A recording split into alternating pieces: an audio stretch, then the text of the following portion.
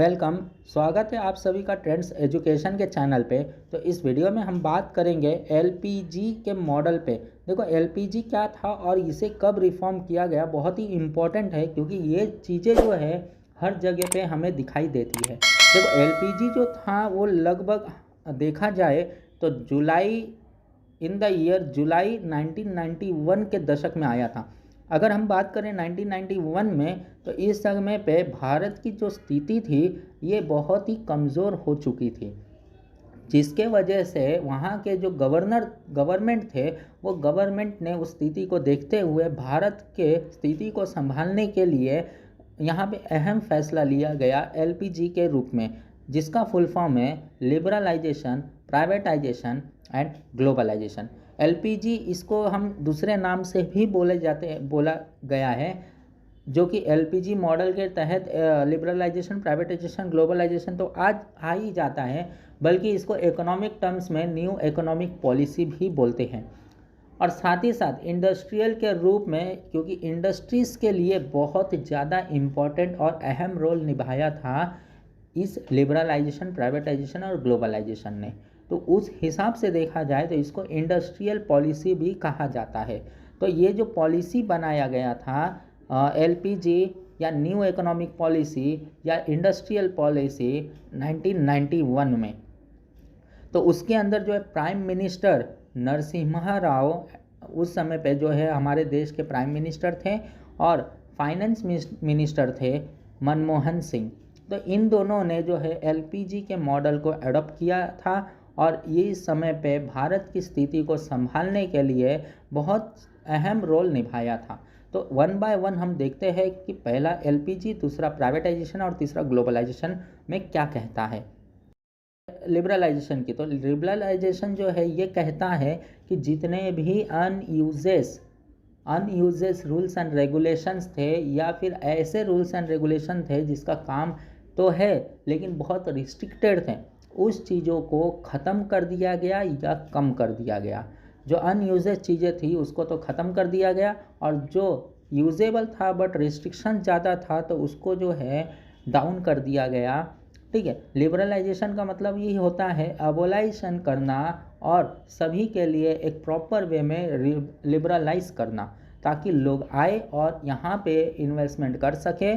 और इस जगह पे एफडीआई का सबसे बड़ा अहम रोल निभाया गया, जो कि एफडीआई को बढ़ावा देकर।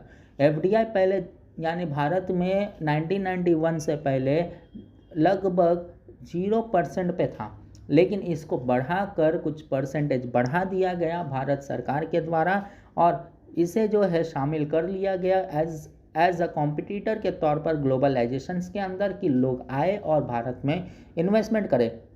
तो सीधी सी बात है कि इसके अंदर जो है लिबरलाइजेशंस को फॉलो अप किया गया था, क्योंकि कानून के तहत इसको लेकर आया गया और इसमें डिमोनलाइजेशंस किया गया और इसको चालू किया गया।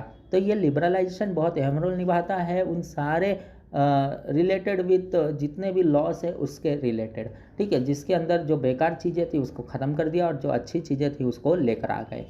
अब आगे बात करते हैं प्राइवेटाइजेशंस की। तो प्राइवेटाइजेशंस का मतलब होता है कि जैसे गवर्नमेंट तो चल ही रही है पूरे के पूरे देश के अंदर, लेकिन गवर्नमेंट के साथ साथ प्राइवेटाइजेशंस भी यहाँ पे अपना काम करें, यानी कि इस जगह पे हर पर्सन्स को, इंडिविजुअल्स को बढ़ावा दिया गया, और गवर्नमेंट की तरफ से गवर्नमेंट जो है प्राइवेट सेक्टर्स को आगे बढ़ाया कि वो पर्सन अपनी प्रॉपर्टी बना सकता है बिजनेस की, वो बिजनेस को चालू कर सकता है इंडिविजुअली। इवन तो गवर्नमेंट इतना बढ़ावा दिया गया कि उसको लोन तक दिया जा सकता था बिजनेस चालू करने के लिए, चाहे वो गवर्नमेंट की सिमिलर एक्टिविटी में ही क्यों ना इन्वेस्ट किया जाए।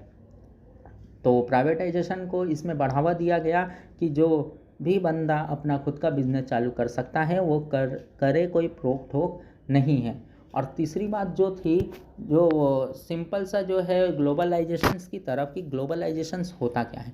तो ग्लोबलाइजेशन यानी कि ये जो है इनडायरेक्टली अगर आप देखोगे तो नाम में पता चलता है कि ये जो है ग्लोबल की तरफ रुख करता है। तो ग्लोबलाइजेशन का मतलब सिंपल था कि इंटरनेशनल ट्रेड और इंटरनेशनल रिलेशंस को बनाना था, जो कि यहाँ से वहाँ आसानी से लेकर आया जा सके और लेकर जाया जा सके। तो ये सब चीज़ें थी। इसके अंदर ग्लोबलाइजेशंस के वजह से कई इंडस्ट्री जो है, विदेशी इंडस्ट्री भारत में भी आई और भारत से बाहर भी गई। तो ये इनडायरेक्टली कहीं ना कहीं देखा जाए तो ग्लोबलाइजेशंस के वजह से आज हम इस आधुनिक दुनिया को और इस हमारे प्यारे से भारत को देखा जा सकता है कि पूरे के पूरे जो इंडस्ट्री है वो हमें सिर्फ विदेशी, और अगर हम देखें तो सिर्फ और सिर्फ इंडियन इंडस्ट्री ना तो दिखती ही है, साथ ही साथ विदेशी इंडस्ट्री भी भारत में दिखाई देती है।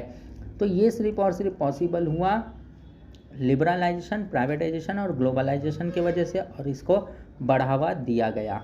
ठीक है, तो ये था बहुत इम्पॉर्टेंट टॉपिक एलपीजी के द्वारा, जो कि इम्पॉर्टेंट था, और इसके द्वारा जो भारत है आज डेवलपिंग के करार पे आ चुका है, जो कि एक समय में कुछ भी नहीं था। अगर देखा जाए कि ये बदलाव अगर नहीं आया होता तो आज भी भारत को अनडेवलप नेशन में ही गिना जाता था।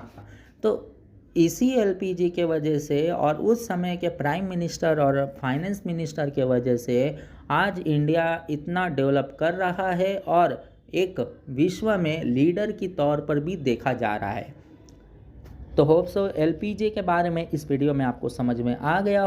तो इस वीडियो को आप शेयर कर दीजिए, सब्सक्राइब कर दीजिए चैनल को। तो हम यहीं रुकेंगे। Thank you and take care.